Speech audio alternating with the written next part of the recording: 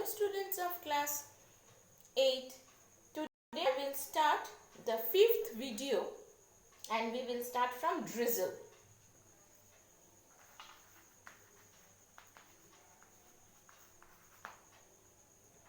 Drizzle. Sometimes very small droplets of water about 0.5 mm diameter falls on the earth, usually from stratus cloud. These drops are so light that they float in the air and are merely be felt. This kind of precipitation takes place when saturation of air takes place near the earth's surface. So, when droplets become 0.5 mm diameter and they comes from the stratus cloud, that is called drizzle. Now, what is snowfall? Snowfall occurs in the cold region in the high mountainous part when temperature falls below the freezing point in the upper atmosphere. The water vapor condenses directly into snow and fall down on the earth's surface because of the gravitational force. Next is hail. Snowfall done. Next is hail.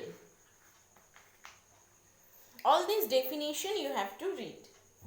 What is hail?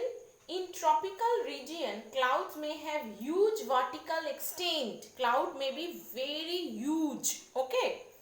At the top of the cloud, temperature may fall below the freezing point.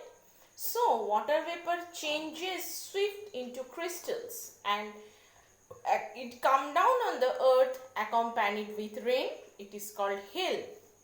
It is not suitable for the crops. Next one is sleet. Sleet is another form of precipitation. When ice particles or hail fall on the ground and drops, it is called sleet. So these four definitions you have to read: drizzle, snowfall, hail and sleet properly. Whatever I am marking, you should read this. From this part, no diagram is needed. Only the definition part, you should go through this part, definition. Now, next definition is dew.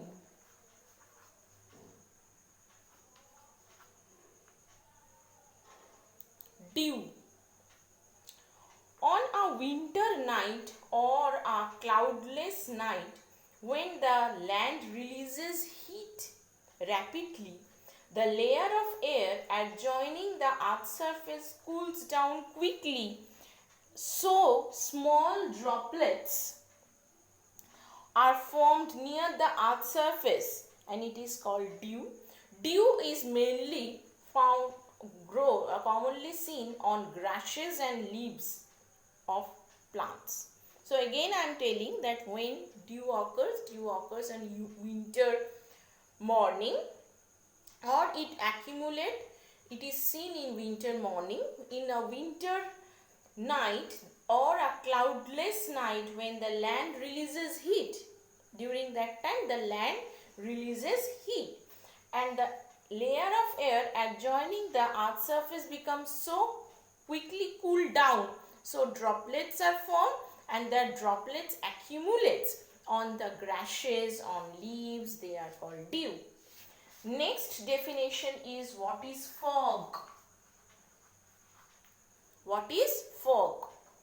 Sometimes water vapor in the air near the earth's surface condenses into water droplets and gathers on the dust particles and suspended as smoke, and it is called fog. Fog affects visibility problem.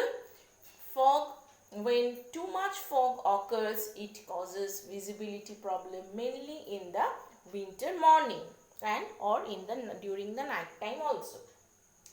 Next, very important, that why dew and fog are not considered as precipitation. They are not precipitation. Why they are not considered as precipitation? Dew and fog do not form precipitation as they do not thrown down from the atmosphere to the earth's surface. They are not coming from the atmosphere to the earth's surface, but they are formed near the earth's surface in the lower atmosphere. They are formed in the lower atmosphere. They are not thrown from the atmosphere to the earth's surface. So dew and fog are not considered as precipitation. Very, very important. Last part, which instrument is used to measure rainfall? That is rain gauge. Only the name is enough. Only read the name. Which instrument is used to measure the air temperature? Rainfall.